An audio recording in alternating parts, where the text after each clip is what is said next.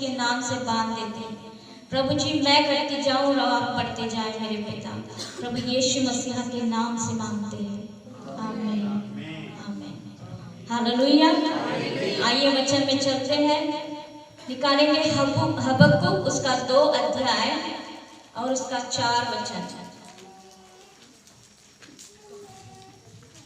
हबक्कुक उसका 2 अध्याय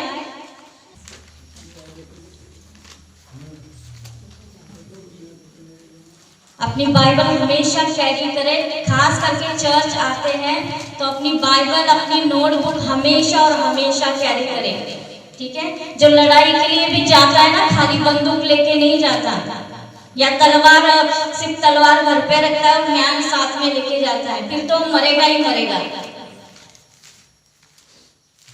तो हम वचन की बात कर रहे हैं, तो वचन जब हम यहाँ पे पढ़ते हैं तो आपको खुद भी पढ़ना चाहिए, इसलिए अपनी बाइबल हाथ में रखें। हाँ जी, हबक्कुक उसका 2 अध्याय और उसका 4 वचन। देख उसका मन फूला हुआ है, उसका मन सीधा नहीं है, परंतु धर्मी अपने विश्वास के द्वारा जीवित रहेगा। आमीन। आज का जो मैसेज का टाइटल है वो है धर्मी विश्वास के द्वारा जीवित रहेगा। क्या टाइटल है? धर्मी विश्वास के द्वारा जीवित रहेगा। और यहाँ पे हम देख रहे हैं, ये वचन पढ़ा है, वापस पढ़िए। देख उसका मन फूला हुआ है, उसका मन सीधा नहीं है, परंतु धर्मी अपने विश्वास के द्वारा जीवित रहेगा। अभी यहाँ पे जो ये व्यक्ति बोल रहा है भविष्यवक्ता, उसका नाम है हबक्कुक। क्या नाम है? हबक्कुक, ठीक है। ये भविष्यवक्ता है और ये परमेश्वर से पहले तो कंप्लेंट कर रहा है, ठीक है। पहले क्या कर रहा है? कंप्लेंट कर रहा है। क्या कंप्लेंट कर रहा है वो पहले हम देखेंगे। पहले अध्याय में आए, हबक्कुक पहला अध्याय और उसका 12 से लेकर 17 वचन तक हम पढ़ेंगे। सभी अपने बाइबल में देखें, नोट करें और बाइबल में देखें। हाँ जी, पढ़िए। हे मेरे प्रभु यहोवा, हाँ। हे मेरे पवित्र परमेश्वर, क्या तू अनादि काल से नहीं है? इस कारण हम लोग नहीं मरनेंगे। हे यहोवा, तूने उनको न्याय करने के लिए ठहराया है। हे चट्टान, तूने उलाहना देने के लिए उनको बैठाया है।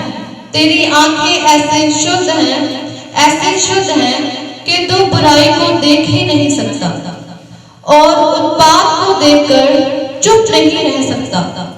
फिर तू विश्वासघातियों को क्यों देखता रहता? और जब दुष्ट निर्दोष को निकल जाता है तब तू क्यों चुप रहता है? तू क्यों मनुष्यों को समुद्र की मछलियों के समान और उन रेंगने वाले जंतुओं के समान बनाता है जिन पर कोई शासन करने वाला नहीं है? वह सब मनुष्यों को बंसी से पकड़कर उठा लेता और जाल में घसीटता और महाजाल में फंसा लेता है। इस कारण वह आनंदित और मगन है, इसलिए वह अपने जाल के सामने बलि चढ़ाता और अपने महाजाल के आगे धूप जलाता है, क्योंकि इन्हीं के द्वारा उसका भाग पुष्ट होता और उसका भोजन चिकना होता है। परंतु क्या वह जाल को खाली करने और जाति जाति के लोगों को लगातार निर्दयता से घात करने से हाथ न रोकेगा? अब यहाँ पे हबक्कुक परमेश्वर से क्या कर रहा है? कंप्लेंट कर रहा है। और ये कंप्लेंट इसीलिए कर रहा है क्योंकि इन लोगों के ऊपर हबक्कुक यहूदा के बारे में बता रहा है। यहूदा जो गोत्र है उनके ऊपर बेबीलोन शासन कर रहा है, ठीक है।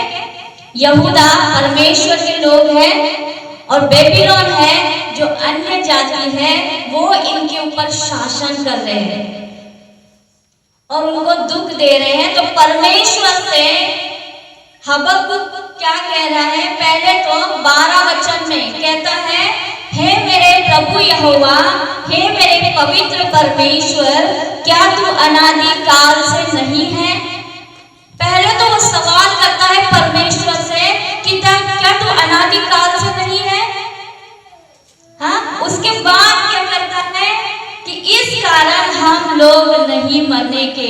दो बातें वो कहता है, परमेश्वर क्या तू अनादि काल से नहीं है, क्या तू पहले से नहीं है, क्या तू सब जानता नहीं है, इसीलिए हम नहीं मरने के। ठीक है। और बाद में वो क्या करता है, तूने उलाहना देने के लिए उनको बैठाया है, तूने उनको न्याय करने के लिए ठहराया है। अब ये किस चीज के बारे में बता रहा है, परमेश्वर से हबक्कूक बेबीलोन के उन लोगों के बारे में कह रहे हैं जो अपने पवित्र लोगों के ऊपर शासन कर रहे हैं, उनको दुख दे रहे हैं।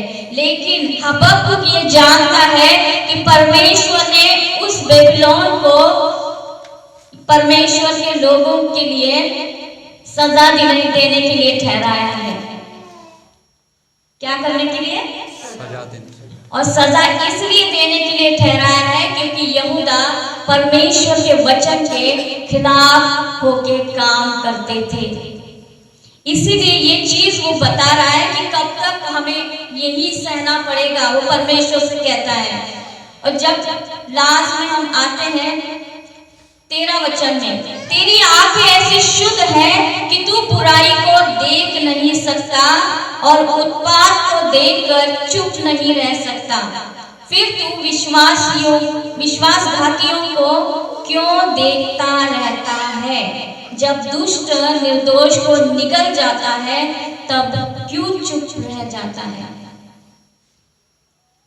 हम लोग भी ऐसा बोलते कि नहीं? जो जिसका परमेश्वर के ऊपर मन कच्चा हो जाता है, मुसीबत आ जाती है, परेशानियां आ जाती है, तो क्या करते हैं? परमेश्वर मेरी प्रार्थना को सुनता नहीं, परमेश्वर मेरी ओर देखता नहीं, परमेश्वर मेरी परिस्थितियों को बदलता नहीं। हम ऐसे कंप्लेन करते हैं। और हबक्कूक भी सेम यही चीज कर रहा है कि कैसे वो लोग उनके ऊपर शासन कर रहे हैं, कैसे बुराई उनके ऊपर राज कर रही है, वो परमेश्वर को बता रहा है। और परमेश्वर जाके दूसरे अध्याय में उसको उत्तर देते हैं। ठीक है, पहला वचन पढ़े दूसरा का। यहोवा ने मुझसे कहा, दर्शन की बातें लिख दे, वन पटियाओं पर साफ साफ लिख दे। ना दूसरे अध्याय का पहला वचन। मैं अपने पहरे पर खड़ा रहूंगा और गुम्मट पर चढ़कर ठहरा रहूंगा और ताकता रहूंगा कि मुझसे वह क्या कहेगा। मैं अपने दिए हुए उलाहने के विषय क्या उत्तर दूं? आमीन। क्या कह रहा है वो? हबक्कूक कहता है मैं अपने पहरे पर खड़ा रहूंगा। कहाँ पे? और गुम्मट पर चढ़कर ठहरा रहूंगा और ताकता रहूंगा कि मुझसे वह क्या कहेगा।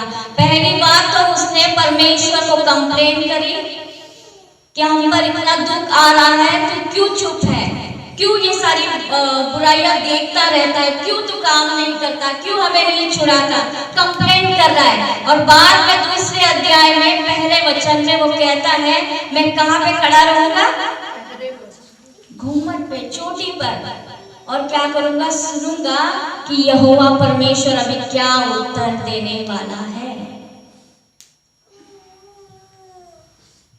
और दूसरे वचन में, दूसरे वचन से लेकर 4 वचन तक पढ़े।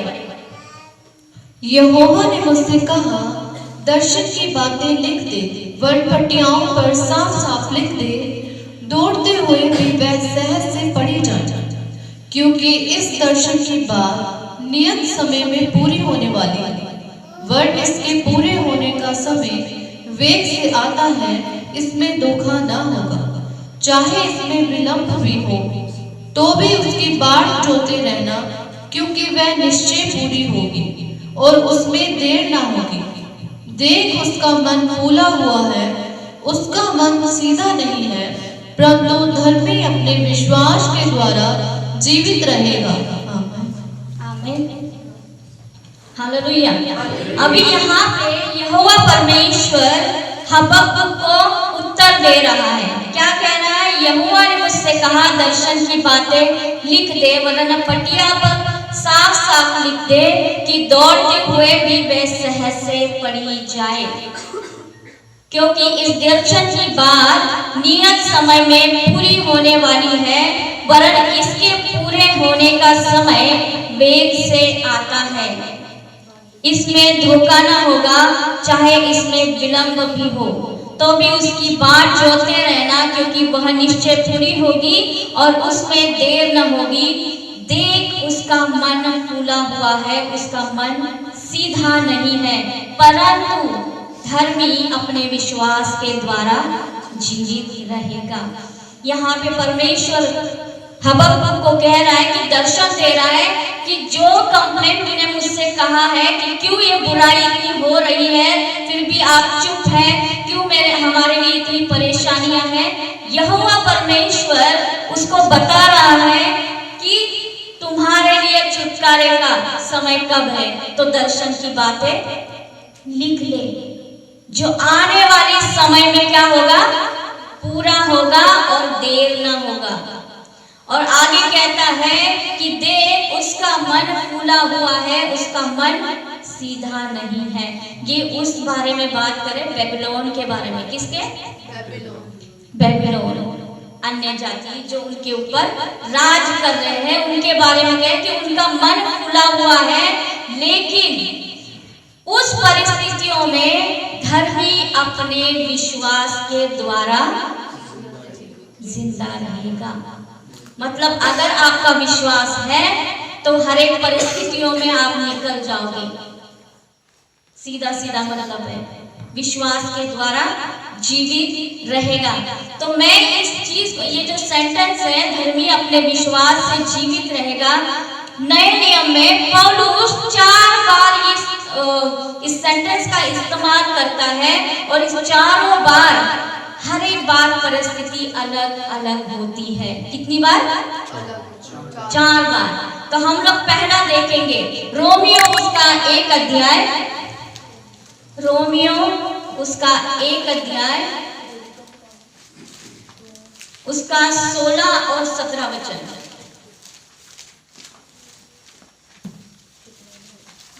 रोमियो उसका 1 अध्याय, उसका 16 और 17 वचन।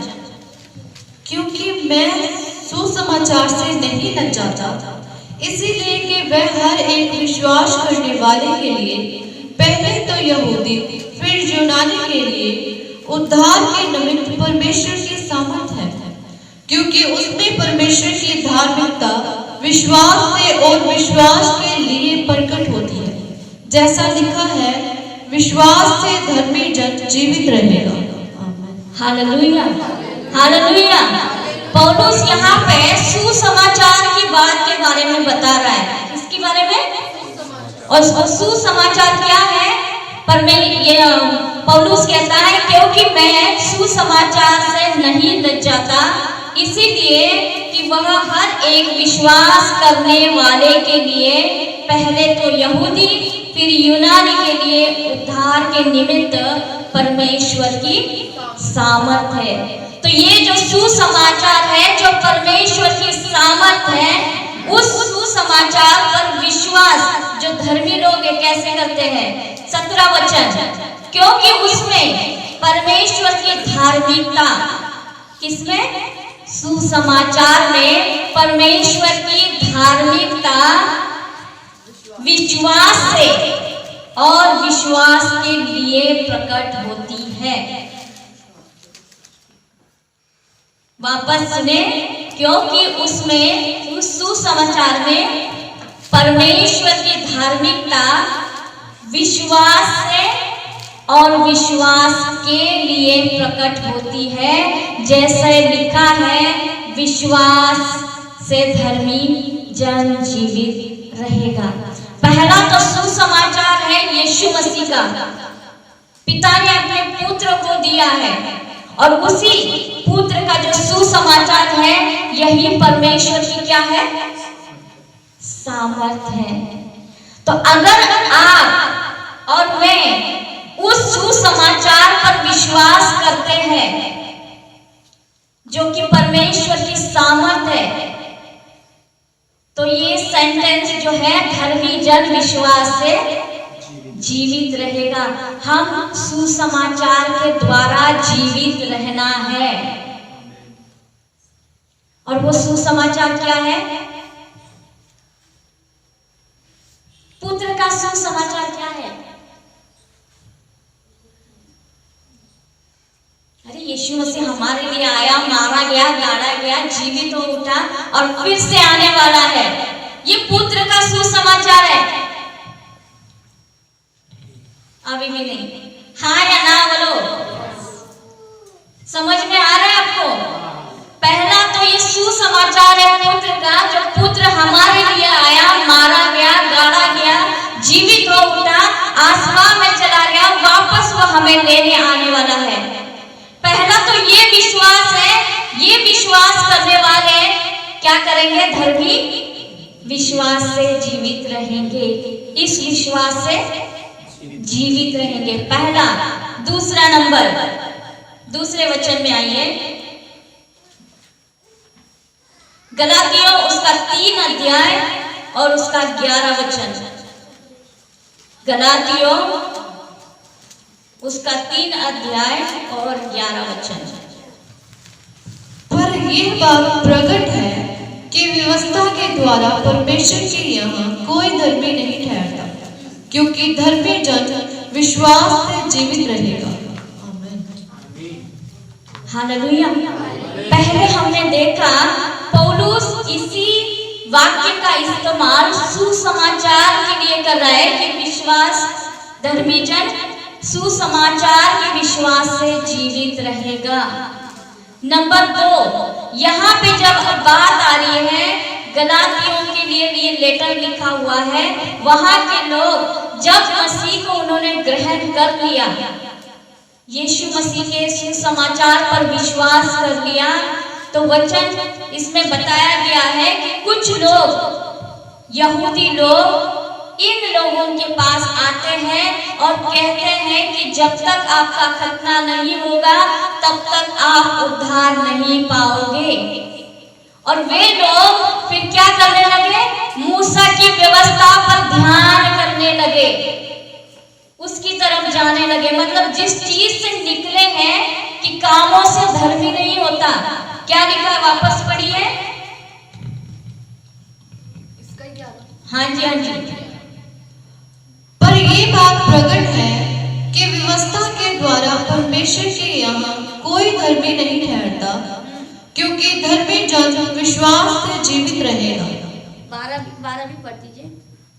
पर व्यवस्था का विश्वास से कोई संबंध नहीं, क्योंकि जो उनको मानेगा वह उनके कारण जीवित रहेगा। Hallelujah, hallelujah. तो पौलुस इन लोगों को बता रहा है कि तुम जो काम करने जा रहे हो वो काम करके परमेश्वर के सम्मुख तुम धर्मी नहीं ठहर सकते, क्योंकि यह बात प्रकट है कि व्यवस्था के द्वारा, तुम्हारे कामों के द्वारा तुम परमेश्वर के सम्मुख धर्मी नहीं ठहर सकते। परमेश्वर के यहाँ कोई धर्मी नहीं ठहर सकता, कोई नहीं। कि हम ऐसा नहीं कह सकते कि मैं ये काम कर रहा हूं तो मैं धर्मी हूं, मैं ये काम कर रहा हूं तो मैं धर्मी हूं, मैं ये सारे नियम पूरा कर रहा हूं तो मैं धर्मी हूं। नहीं, परमेश्वर के नजर में व्यवस्था, काम, जो हम कहते हैं कि हम ये करके धर्मी हो जाएंगे, ऐसा कोई काम नहीं है जो परमेश्वर के सम्मुख व्यवस्था के अनुसार, पुराने नियम में जो व्यवस्था है वो करके परमेश्वर के सम्मुख कोई धर्मी नहीं ठहरता। परंतु वापस क्या कहता है पौलुस? क्योंकि धर्मी जन विश्वास से जीवित रहेगा। वापस पौलुस उसी बात को कर रहा है कि तुम्हें किस चीज पर विश्वास करना है? सुसमाचार पर। यीशु मसीह ने जो किया है उस काम पर विश्वास करना है। यीशु मसीह ने जो काम कर दिए हैं उनके ऊपर आपको विश्वास करना है। और हम सब जानते हैं कि हमारे पापों के प्रायश्चित के लिए यीशु मसीह का बलिदान हुआ है। उसके लहू के द्वारा हम शुद्ध होते हैं।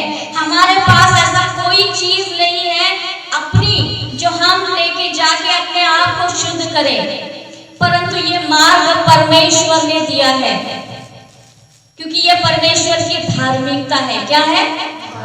ये हमारी धार्मिकता नहीं है, ये परमेश्वर पिता की धार्मिकता है। जो यीशु मसीह के सुसमाचार पर, उसके किए हुए काम पर विश्वास करता है, वह धर्मी है, और वो धर्मी उसी सुसमाचार के विश्वास से जीवित रहेगा। Hallelujah, hallelujah. हमारे पास और कोई विश्वास नहीं है, हमारे पास यही विश्वास है। ये हमारा फाउंडेशन है विश्वास का, कि हम सुसमाचार पर विश्वास करते हैं।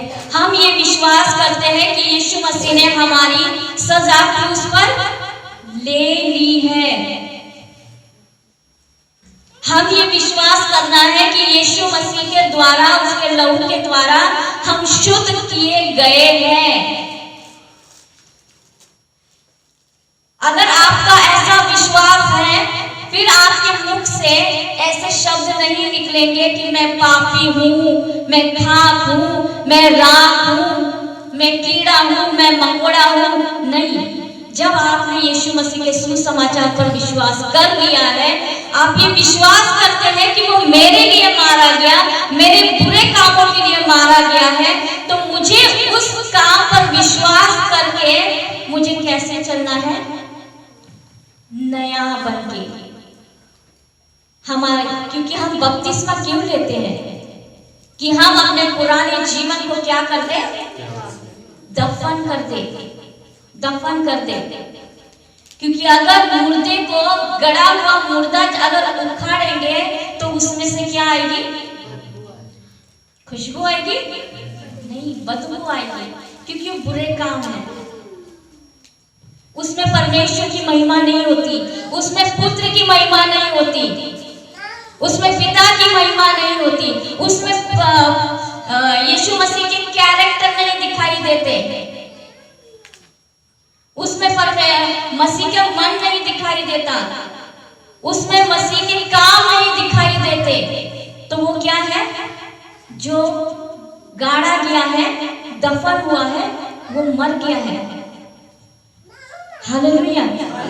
जब हम यीशु मसीह पर विश्वास करते हैं तो हम कौन है? कौन है? नई सृष्टि।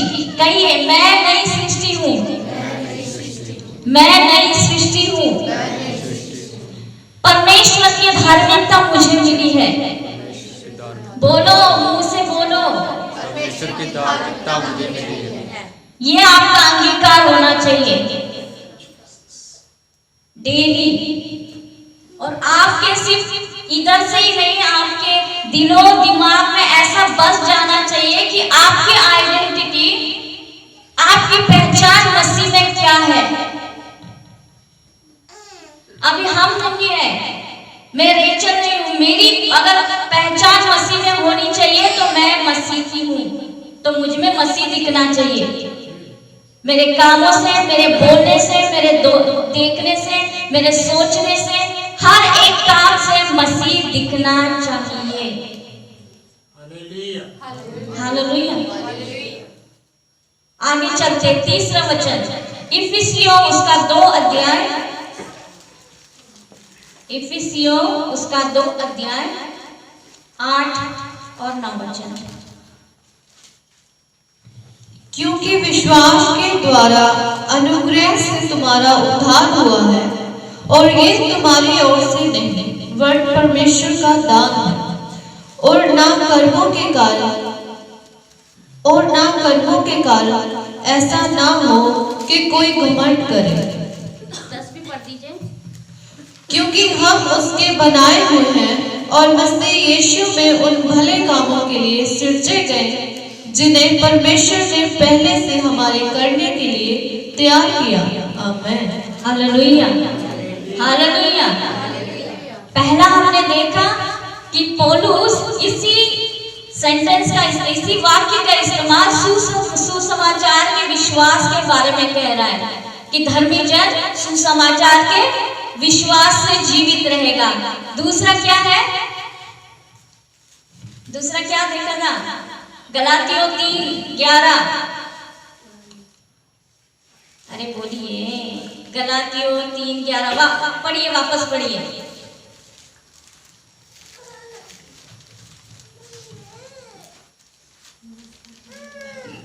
पर ये बात प्रकट है कि व्यवस्था के द्वारा परमेश्वर के यहाँ कोई धर्मी नहीं ठहरता, क्योंकि धर्मी जन विश्वास से जीवित रहेगा। हालेलुया। पहला कौन सा है? सुसमाचार। आपको मुझे सुसमाचार के उस काम पर विश्वास करना है, ठीक है? उसी सुसमाचार की वजह से आप और मैं धर्मी ठहर गए हैं, और ये धर्मी जन फिर किससे विश्वास से जीवित रहेगा? दूसरा है व्यवस्था। पौलुस यहाँ पे व्यवस्था के लिए इस्तेमाल कर रहा है कि आप अपने कामों से, ठीक है, अपने कामों से, किसी भी कामों से परमेश्वर पिता की धार्मिकता को पा नहीं सकते, या उसके नजर में धर्मी ठहर नहीं सकते, क्योंकि ऑलरेडी पिता ने वो काम कर दिया है। हालेलुया। तो पौलुस उनको रिमाइंड करा रहा है कि तुम्हारे ऐसे कामों से परमेश्वर के सामने तुम धर्मी नहीं ठहर सकते, परंतु तुम्हें और मुझे उस सुसमाचार पर विश्वास करना है। हालेलुया। और इफिसियों 2:8-9 वचन वापस पढ़े।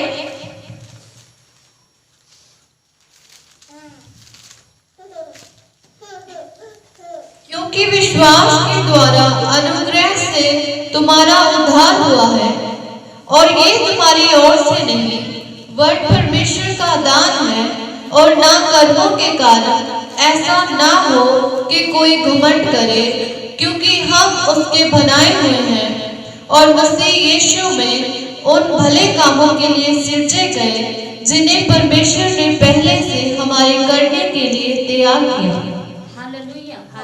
हालेलुया। तो विश्वास के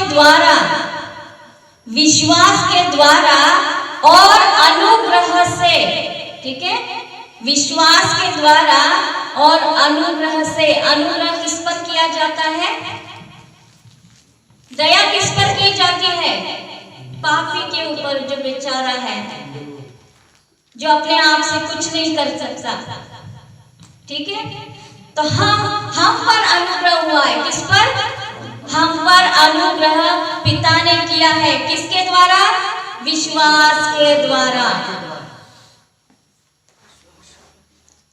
और अनुग्रह से तुम्हारा उद्धार हुआ है, और यह तुम्हारी ओर से नहीं, ये किसी मनुष्य की ओर से नहीं है, परंतु पिता का काम है कि हमारे उद्धार के काम को उसने अपने पुत्र के द्वारा कंप्लीट कर दिया है। हालेलुया। तो हमें अभी किसी बछड़े बकरे को लेकर बलि करने की जरूरत नहीं है, ऑलरेडी उसने बलिदान दे दिया है। तो जब भी मैं और आप परमेश्वर की हजूरी में आते हैं, उसकी उपस्थिति में आते हैं, उस बलिदान के लहू को लेकर जाना है। समझ रहे हो? जब कभी आप प्रार्थना में बैठते हैं तो आपका पहला काम क्या होना चाहिए? कि परमेश्वर पिता, मैं प्रभु यीशु मसीह के लहू के द्वारा तेरे सम्मुख आता हूं या आती हूं। हालेलुया। क्योंकि वो लहू हमें क्या करता है? शुद्ध करता है, और शुद्ध व्यक्ति ही परमेश्वर के उपस्थिति में एंटर हो सकता है। चाहे आपसे गलतियां बहुत हो, थोड़ी हो, उस गलतियों में बने नहीं रहना है। क्योंकि जब पुराने नियम में देखते हैं, हर दिन सुबह और शाम लोग अपनी भेंट क्या करते? पाप बलि लेकर आते थे। क्यों? कि उनके लिए वो बलि किया जाए, उस लहू को याजक अति पवित्र स्थान में लेके छिड़का जाए, उसको पवित्र किया जाए, फिर वो व्यक्ति मंदिर में एंटर हो सकता था।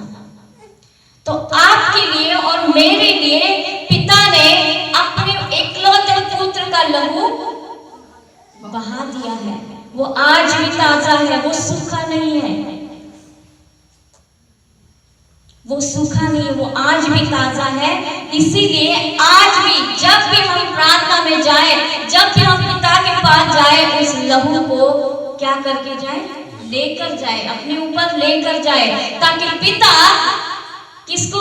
मुझे, रेचल को, पूजा को, ठीक है, सोनू को, इनको ना देखे, किसको देखे? उसके ऊपर पहने उस लहू को देखे। पिता किसको देखेगा? ये मेरे बेटे का लहू है, इस बेटे को, इस बेटी को मैंने खरीदा है, अपने बेटे के लहू से खरीदा है।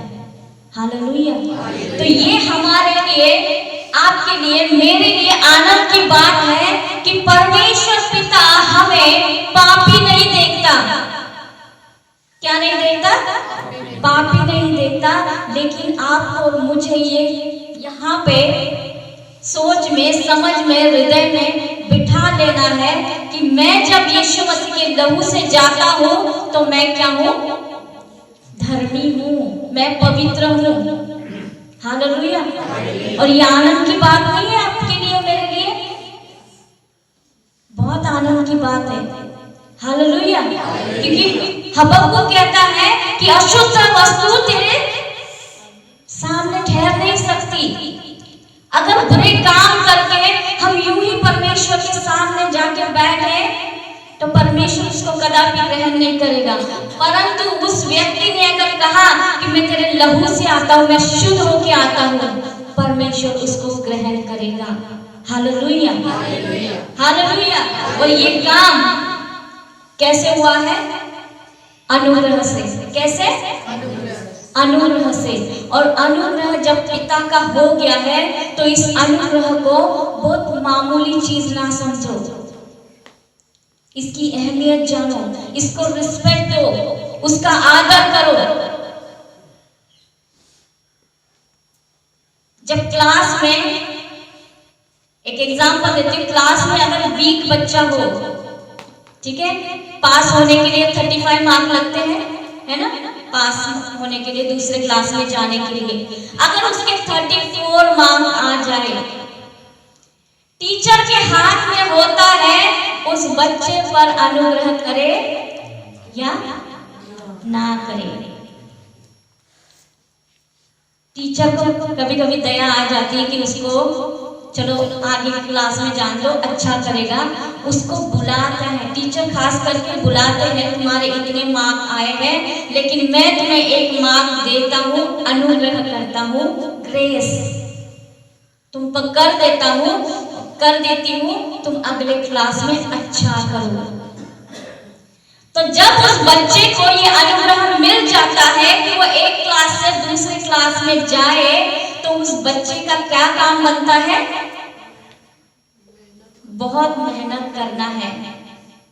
उस अनुग्रह को जो उस टीचर ने किया होगा उस पर व्यर्थ नहीं जाना चाहिए। वैसे ही पिता ने मेरे लिए और आपके लिए यीशु मसीह के लहू को देकर, उसके बदन को तोड़कर, उसको मौत देकर हम पर अनुग्रह किया है। किस चीज का? ताकि हम उस सजा के भागीदार ना बने जो एक पापी व्यक्ति के लिए होता है। और ये अनुग्रह, ये उद्धार के लिए हमें जो मिला है, और ये उद्धार परमेश्वर की ओर से किया गया है, हमारा उसमें कुछ भी रोल नहीं है। हमारा काम क्या है? सिर्फ विश्वास करना। अगर आप विश्वास से विश्वास करते हैं, ठीक है, विश्वास से विश्वास करते हैं उस किए हुए काम के लिए, तो वो धार्मिकता जो परमेश्वर की है, आपके लिए और मेरे लिए सामर्थ है। अगर नहीं तो वो कुछ भी नहीं है।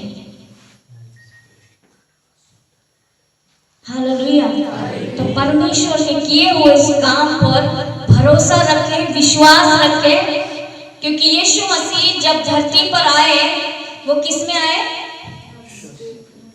देह में। मेरे आपके जैसे सुख भोगी, जैसे बोलते हैं सुख दुख, सारा उसने शरीर में भोग लिया। क्या उन पर विपत्ति नहीं आई थी? क्या उनको परेशानी नहीं आई थी? आई थी। अगर वो नहीं आती, वो कहते मैं बस परमेश्वर के जैसे रहकर चला जाऊंगा, तो वो हमारे लिए आदर्श नहीं बनता।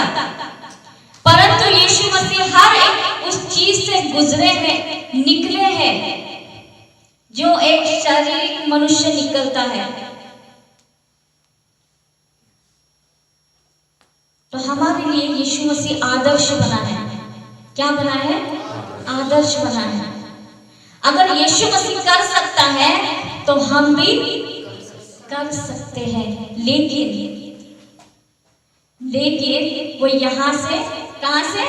बोलो, यहां से, मन से और दिल से प्रिपेयर होना चाहिए। Hallelujah, hallelujah. किसी भी परेशानी में अगर व्यक्ति बैठा है, जब तक वो पुकारता नहीं, जब तक उसको इच्छा नहीं होती कि मुझे इस चीज से निकलना है, परमेश्वर भी उसको मदद नहीं कर सकता, कभी नहीं कर सकता, जब तक आपकी और मेरी इच्छा ना हो। तो अगर हम कहेंगे कि परमेश्वर बस यूं चुटकी बजा कर करे, तो कुछ नहीं होगा। परमेश्वर कर सकता है, लेकिन वो करता नहीं, क्योंकि ये परमेश्वर चाहता है कि हम और आप कैसे आए? दिल से उसके पास आए, जबरदस्ती से नहीं। कठपुतलियां देखिए, जिसको गुड़ियों को ऊपर से धागे बंधे होते हैं, उसका अगर हाथ उठाओ तो हाथ उठ जाता है, ऐसे करो तो ऐसे, नाचो तो नाचो, जम तो जम। परमेश्वर ने हमें ऐसा नहीं बनाया है। वो चाहता है कि हम जब उसकी समानता, उसके स्वरूप में बन चुके हैं, तो उसके पास कैसे आए? पूरे दिल से आए, समझ से आए, दिल से आए, उस सुसमाचार को समझ कर आए। अगर हम कहते, हम विश्वास से विश्वास करते हैं कि यीशु मसीह ने किए हुए काम में मैं धर्मी ठहरा हूं, मैं पवित्र ठहरा हूं, तो इसके ऊपर और क्या है? परमेश्वर जब हमें हम खुद नहीं बोल सकते कि मैं बहुत धर्मी हूँ, मेरे काम धर्म के हैं। नहीं, पिता ने जो पुत्र के द्वारा हमारे लिए जो काम किया है, वो क्या है? परमेश्वर की धार्मिकता जो हमें फ्री में मिली है। कैसे?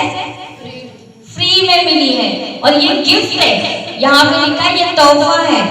और तोहफे को कैसे रखना है? कैसे रखना है? और ये बहुत प्रेशियस है। अगर गोल्ड है, सिल्वर है, डायमंड है, तो हम या तो अपने घर में नहीं रखते, फिर वो कहाँ किधर रखते हैं? लेकिन परमेश्वर पिता ने अपने सबसे बहुमूल्य पुत्र के लहू को बहाकर हमें वो आत्मा हमारे अंदर दे दिया। इतना इम्पोर्टेंट है। तो इस चीज को हमें कैसे रखना है? हमें अपने आप को कैसे रखना है? हालेलुया। आगे चलते हैं। याकूब उसका 1 अध्याय, उसका 12 से लेकर हम 18 तक पढ़ेंगे। याकूब उसका 1 अध्याय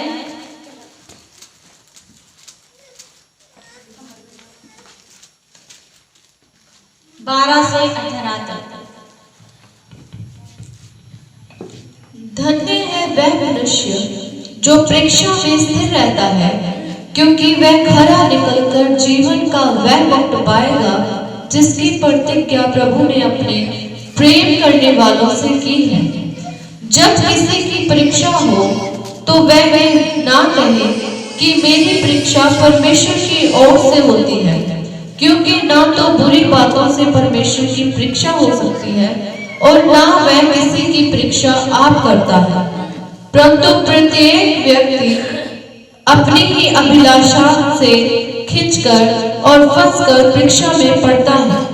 फिर अभिलाषा गर्भवती होकर पाप को जनती है और पाप जब बढ़ जाता है तो मृत्यु को उत्पन्न करता है। हे मेरे प्रिय भाइयों, बस ठीक है। यहाँ पे परख और प्रलोभन की बात चल रही, किसकी? परीक्षा की। 12 वचन कहता है, धन्य है वह मनुष्य जो परीक्षा में स्थिर रहता है, क्योंकि वह खरा निकलकर जीवन का मुकुट पाएगा, जिसकी प्रतिज्ञा प्रभु ने अपने प्रेम रखने वालों से की है। हालेलुया। पौलुस यहाँ पे परमेश्वर का वचन कहता है कि वो मनुष्य धन्य है जो परीक्षाओं में कैसे रहता है? कैसे रहता है? आग लगने के बाद कैसे होती है? घर में आग लग जाए तो क्या होता है? भगदौड़ मच जाती है। लेकिन जब हमारे जीवन में परीक्षाओं के जैसे चिंगारे उठते हैं, परमेश्वर का वचन कहता है क्या हो जाओ? स्थिर हो जाओ। हर एक मनुष्य पर परीक्षा आती है, हर एक मनुष्य के जीवन में चैलेंजेस आते हैं, क्योंकि हम इस संसार में रहते हैं। इस संसार में रहते हुए यीशु मसीह ने पहले ही कहा था, इस संसार में तुम्हें दुख और क्लेश है। हम ऐसा नहीं कहते कि यीशु मसीह में आने के बाद हमें बस फूलों की राह है, नहीं। क्यों ये दुख और ये परेशानियां हमारे जीवन में हैं? 2 तरह की। एक ये है जो हमने अभी वचन में पढ़ा है कि परमेश्वर, तेरा वचन, जब किसी की परीक्षा हो तो वह यह न कहे कि मेरी परीक्षा परमेश्वर की ओर से होती है, क्योंकि न तो बुरी बातों से परमेश्वर की परीक्षा हो सकती है, और न कहे और न वह किसी की परीक्षा आप करता है। तो कौन करता है? आपको पता है अय्यूब के पास कौन आया था? है? कैसे आया था?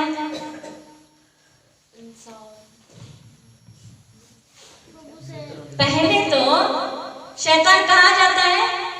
परमेश्वर के पास। क्या कहता है? परमेश्वर पिता उसको पूछते हैं कि तू कहाँ से आता है? तो शैतान क्या बोलता है? मैं धरती से घूम फिर के यहाँ वहां से क्या कर रहा हूँ? आ रहा हूँ। परमेश्वर पिता उससे पूछते हैं कि क्या तुमने मेरे दास अय्यूब को देखा? ठीक है, परमेश्वर पिता उसका ध्यान किस पर ला रहा है? अय्यूब पर। क्यों? क्योंकि वो परमेश्वर के ऊपर बहुत पक्का विश्वास कर रहा था। ठीक है, तो फिर शैतान क्या करता है कि तेरा हाथ उसके ऊपर है, तेरा अनुग्रह है, तूने उसको बाड़ा करके रखा है, तू अपना हाथ खींच, फिर देख वो कैसे मुंह से तेरे लिए बातें बोलता है। तो परमेश्वर पिता उसको बोलते हैं कि तू सब कुछ कर सकता है, लेकिन उसका प्राण का नुकसान नहीं कर सकता। और फिर शैतान क्या करता है? परीक्षा लेता है। परमेश्वर आप नहीं देता, परंतु परीक्षा के लिए कोई ना कोई भेजता है। यीशु मसीह की जब परीक्षा हुई तो किसने की? शैतान ने की। अभी उन परीक्षाओं में और इस परीक्षाओं में बहुत अंतर है। यहाँ पे हम देखते हैं 14 वचन पढ़े, 14-15। हाँ जी, याकूब 1:14-15। परंतु प्रत्येक व्यक्ति अपनी ही अभिलाषा से खींचकर और फंसकर परीक्षा में पड़ता है। फिर अभिलाषा गर्भवती होकर पाप को जन्म देती है, और पाप जब बढ़ जाता है तो मृत्यु को उत्पन्न करता है। आमीन। परंतु प्रत्येक व्यक्ति अपनी ही अभिलाषा से खींचकर और फंसकर किस में पड़ता है? कौन करता है? प्रत्येक व्यक्ति अपनी ही अभिलाषा से खींचकर और फर्ज कर परीक्षा में पढ़ता है। शैतान का पहला काम क्या है? टेम्प्ट करना। क्या है? जिसको हम अभिलाषा बोलते हैं। आपका ध्यान, आपका फोकस उन चीजों पर करना, परमेश्वर के ऊपर नहीं, ना उसके वचन के ऊपर नहीं, परंतु उस परिस्थितियों के ऊपर, उन बातों के ऊपर जो क्या है, परमेश्वर के वचन के खिलाफ चलने के लिए आपको क्या करती है? उकसाती है। उसका काम है उकसाना। क्या काम है? क्या काम है? तो उकसाना आपके पास भी आते हैं, हमारे पास भी आते हैं, लेकिन उस परिस्थितियों में हर एक व्यक्ति कैसे रिएक्ट करता है वो उसके ऊपर डिपेंड है। ठीक है, समझ रहे हैं आप? परिस्थितियां आएगी, उकसाने वाला आएगा, पर उस उकसाने वाले के लिए आपकी प्रतिक्रिया क्या होती है ये डिपेंड आप पर ही करता है। आप उसको कैसे रिएक्ट करते हैं, कैसे हैंडल करते हैं। क्या आप उस वक्त परमेश्वर को, मसीह के कैरेक्टर को दिखाने की कोशिश करते हैं, या क्या आप और मैं शरीर के काम करने की कोशिश करते हैं? क्योंकि एक वचन हम पढ़ेंगे, 2 कुरिन्थियों 5 अध्याय, 2 कुरिन्थियों 5 अध्याय उसका 7 वचन पढ़िए। क्योंकि हम रूप को देखकर नहीं पर विश्वास से चलते हैं। 6 वचन पढ़े। अतः हम सदा ढाढ़स बांधे रहते हैं और ये जानते हैं कि जब तक हम देह में रहते हैं तब तक प्रभु से अलग हैं। आमीन। अतः हम सदा ढाढ़स बांधे रहते हैं और ये जानते हैं कि जब तक हम देह में रहते हैं तब तक प्रभु से अलग है, क्योंकि हम रूप को देखकर नहीं परंतु विश्वास से चलते हैं।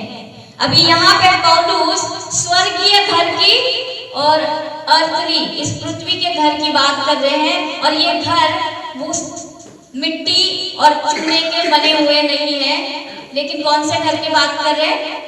इस देह की।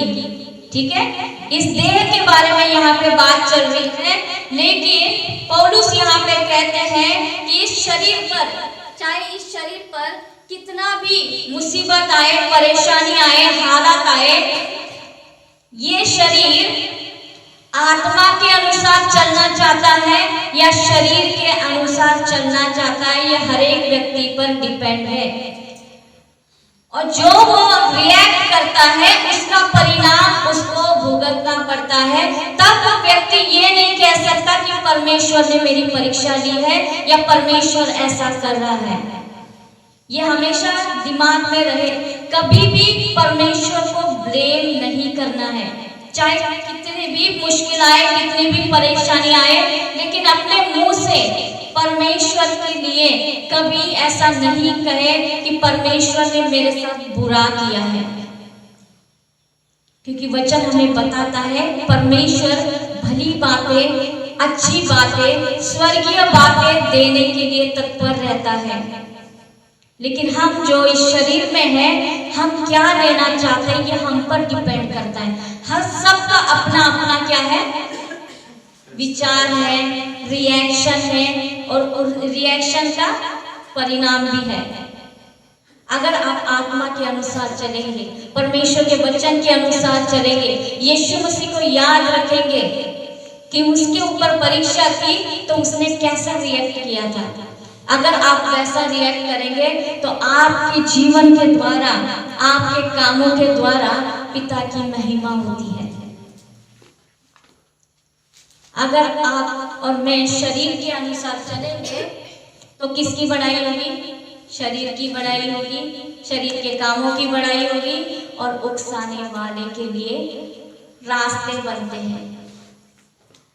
तो वो मौका हमें कभी नहीं देना चाहिए। पौलुस कहता है हम देखकर नहीं, परिस्थितियों को देखकर विश्वास नहीं करते, परंतु कैसे? पढ़िए दूसरा कुरिन्थियों उसका 5:7।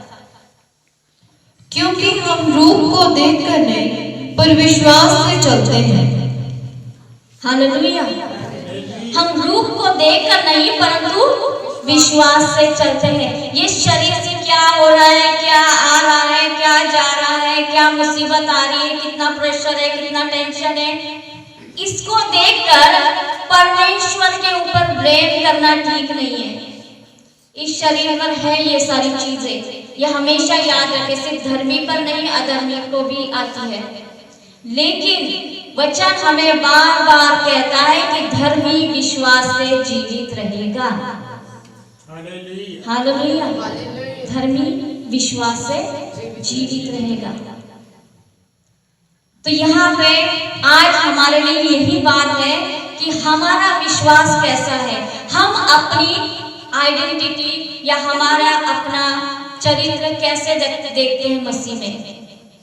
हम अपने आप को ही देखते हैं या मसीह को देखते हैं, और इसी के अनुसार आप अपने जीवन को चलाते हैं। परमेश्वर चाहते हैं कि हर एक व्यक्ति किसको प्रकट करे? यीशु मसीह को प्रकट करे। हालेलुया। यीशु मसीह को प्रकट करे। जब आप कहते हैं कि मैं मसीह हूँ, मैं मसीह हूँ, अगर आप मसीह के काम नहीं करते तो लोग ये नहीं कहते कि पूजा ने गलत किया है, रेचल ने गलत किया। क्या कहते हैं? ये कहते हैं हम मसीह है। कहाँ है मसीह?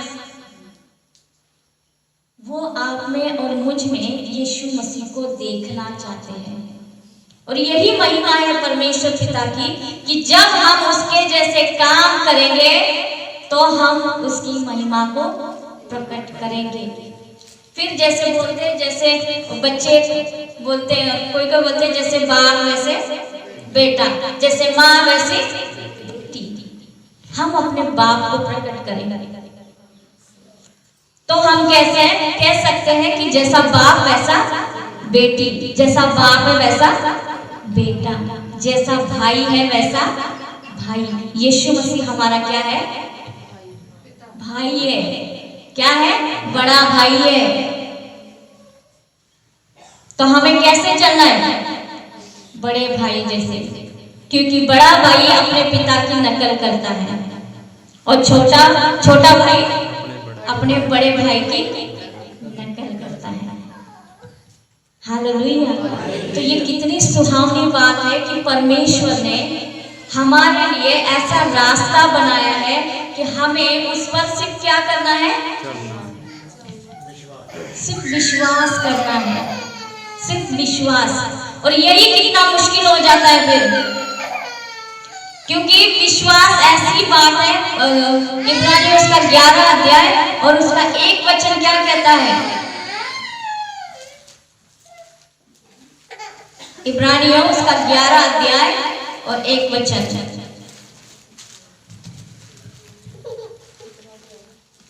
सॉरी 11 अध्याय 1 वचन। हाँ पढ़िए।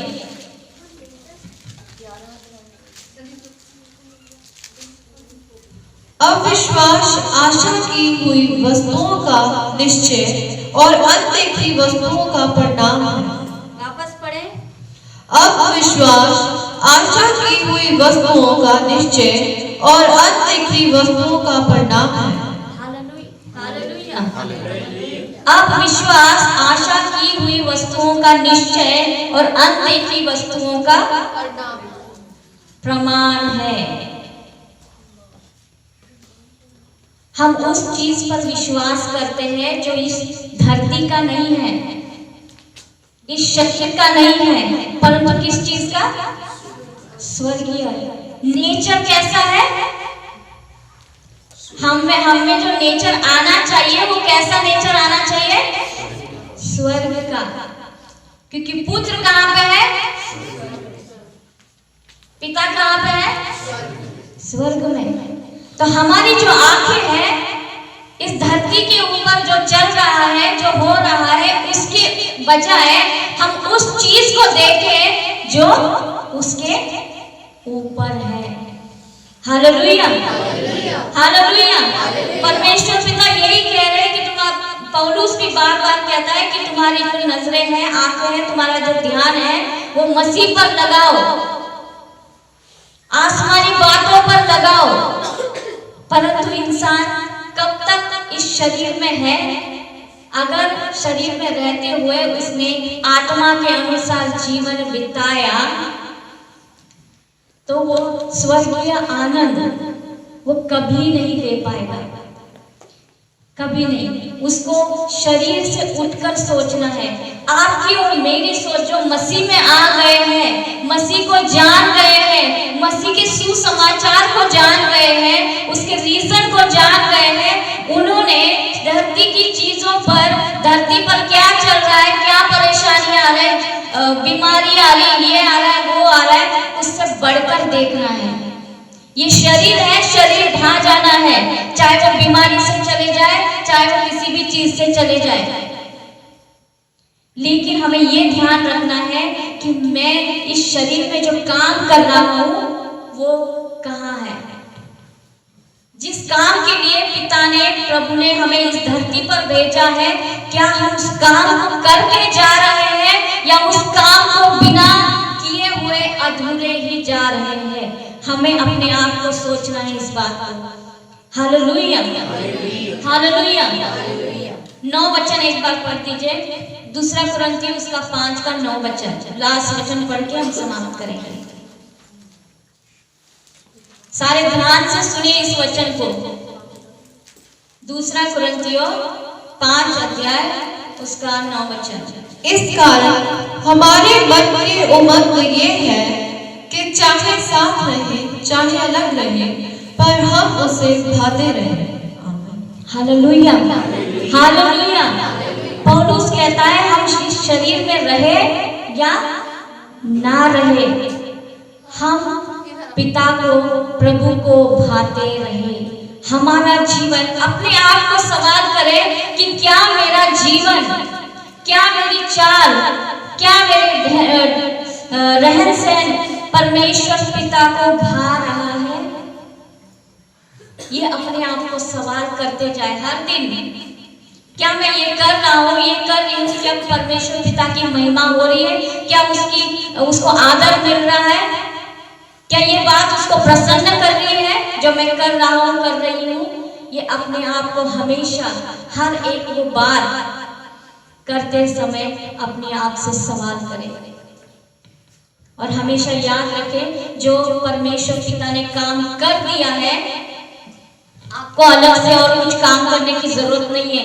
बस विश्वास कीजिए, बस विश्वास कीजिए, विश्वास में स्थिर रहे, विश्वास में मजबूत रहे, अपनी जड़ें ऐसे कलाम में करें, विश्वास में ऐसे अपनी जड़ें बनाए कि कोई कितनी भी मुसीबत आए वो जड़ उखड़नी नहीं चाहिए।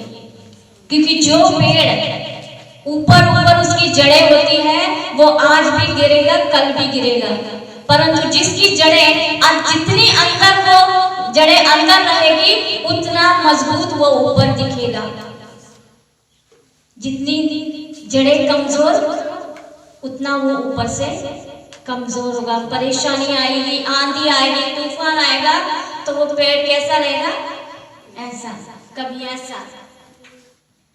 लेकिन मजबूत पेड़ को देखो, उसकी ऊपर की टहनियां हिलती रहती है, लेकिन उसकी जो जड़ और उसका जो मेन पार्ट रहता है वो हमेशा क्या होता है? मजबूत। ना वो हिलता है ना वो गिरता है। हालेलुया। तो मेरा और आपका विश्वास भी प्रभु में ऐसा मजबूत हो, कितनी भी परेशानी आए, और हमेशा ये याद रखे शरीर में हो, इस धरती पर हो, परेशानियां हैं, अभिलाषाएं हैं, टेम्पटेशन आएगी, उकसाने वाले आएंगे, ये तब तक आते रहेंगे जब तक आप इस धरती पर जिंदा हो। लेकिन उसका रिएक्ट कैसे करना है वो मेरे और आपके हाथ में है, क्योंकि उसका परिणाम कोई और नहीं भोगेगा, वो मैं और आप ही भोगेंगे। आइए अपनी आंखों को बंद करेंगे, प्रार्थना